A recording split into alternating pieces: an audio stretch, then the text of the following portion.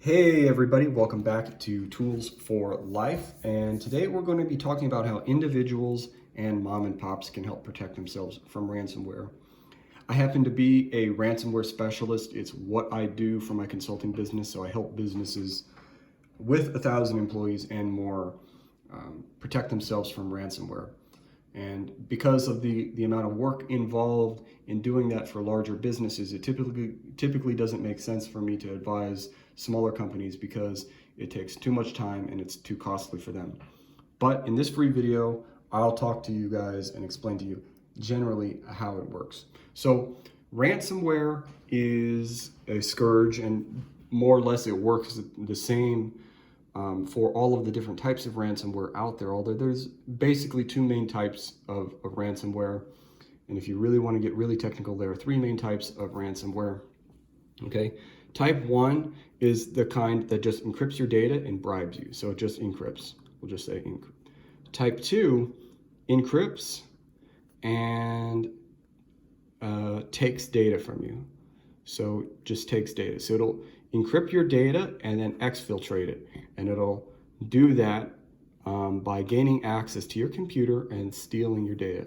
And type 3 is technically not fully ransomware, but it is kind of ransomware. So what it is encryption where they don't extort you at all. And what they do is they just encrypt your data with no intent to extort you. And they could extort you if they wanted to and decrypt it, but they don't.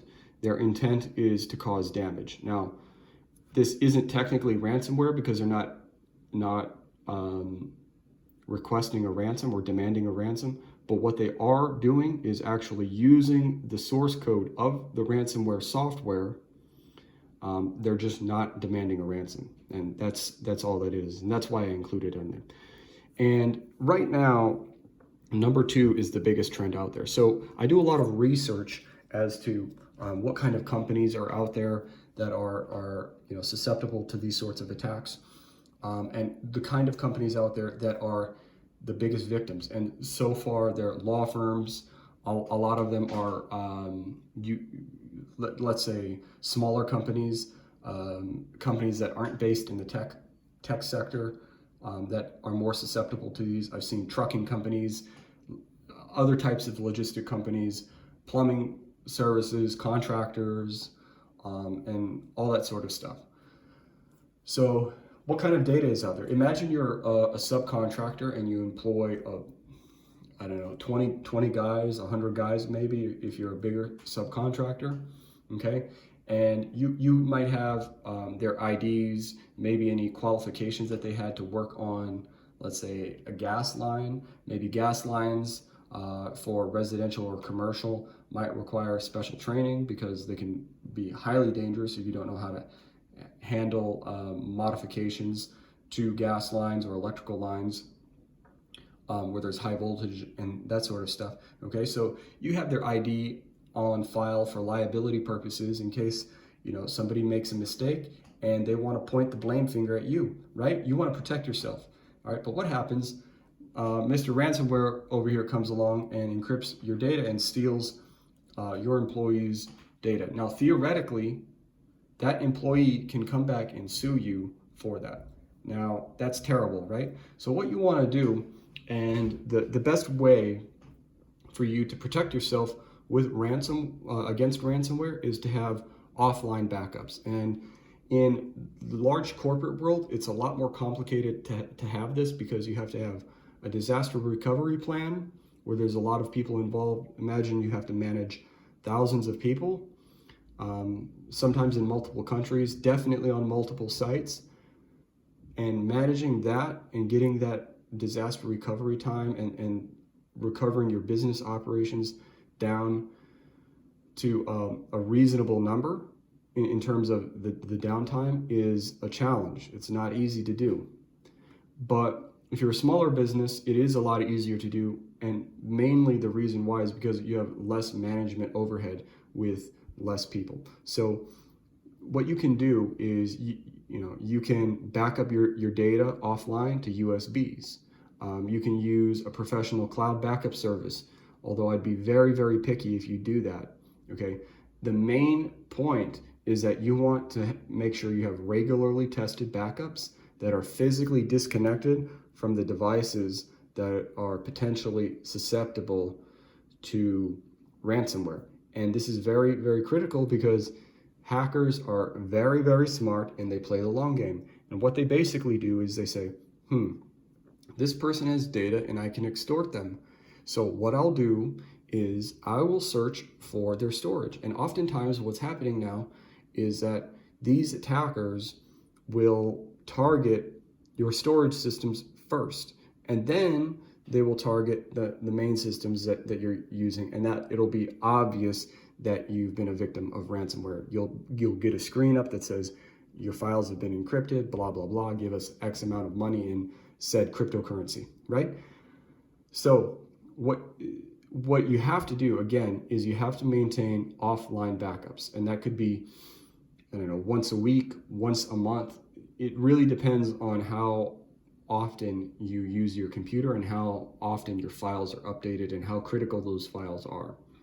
So you want to update your documents or your backups and refresh your backups in accordance with that, right? So what that means is, let's say you need to do it once a week.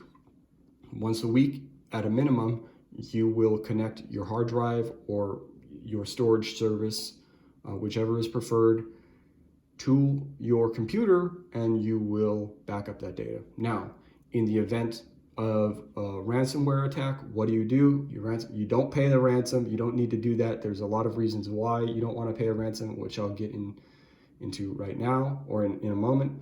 But when you do that, you want to reinstall and just completely wipe the operating system and load the critical data back. And so that's why you have to do regular backups of your operating system and of your critical files. So that's basically how you do it. Now, getting back to loading your computer with the reason why you don't want to pay the ransom. There are many, many reasons. Number one is that an odd statistic out there is that 80% of businesses that pay ransoms are targeted at least a second time, sometimes more, for another ransomware attack, okay? So they're extorted again. And the funny part about this is that only 46% of the businesses surveyed in that believe that the first ransomware attack is somehow related to the second ransomware attack. Now, in my opinion, you'd be a fool not to think so, because if a criminal knows that you're going to pay a ransom, what are they going to do? They're going to try to milk it for all it's worth. So they're going to go after you again, and they're going to try to get more money out of you. And if you keep paying, there's just never going to be an end to it, theoretically, right? The other reason is that the government right now is trying to stop ransomware attacks. You've seen it in the news.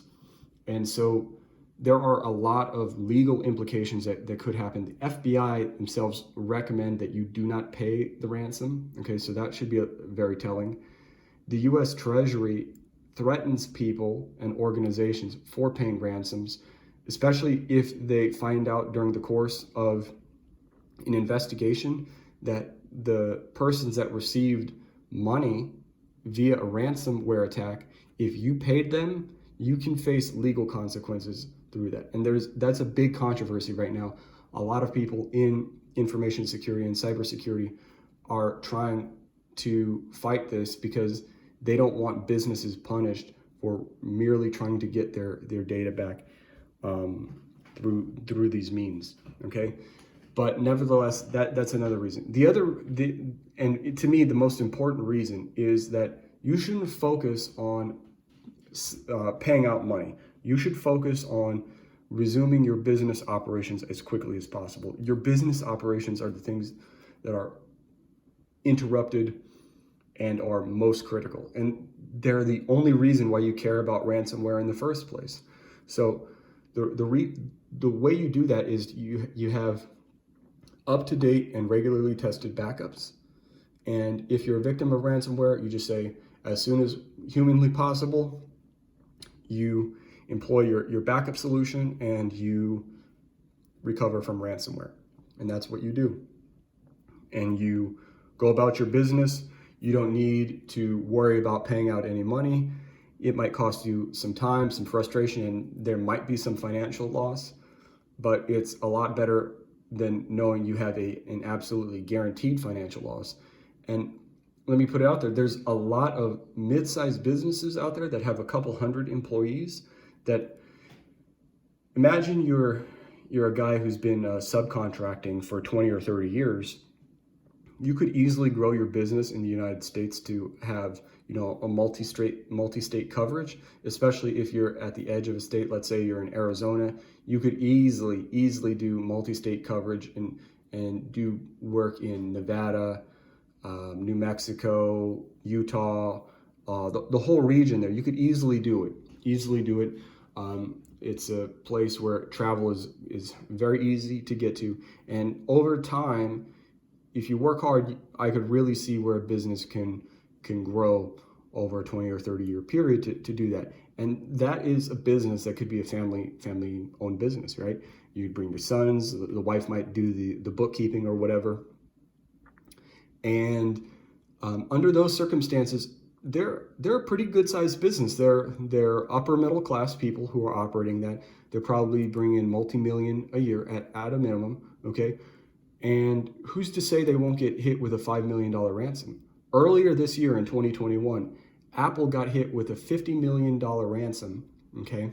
And then they tried to negotiate with the ransom and play with these guys. And the ransomware attackers demanded, they say, no, because you didn't give us the money in advance, now we're doubling it to 100 million, okay? And that has been a case that is happening all the time. The attackers are getting more and more bold. So don't pay them any money, especially if you're a mid-sized business. It really doesn't make a whole lot of sense for you to do it because the juice isn't worth the squeeze, as they say. So focus on getting back your business operations and not succumbing to these criminals. That's basically my message here with this. And if you have any other questions about this, feel free to ask like anyone else. I'm here to help, guys. Thanks for watching the video and take care.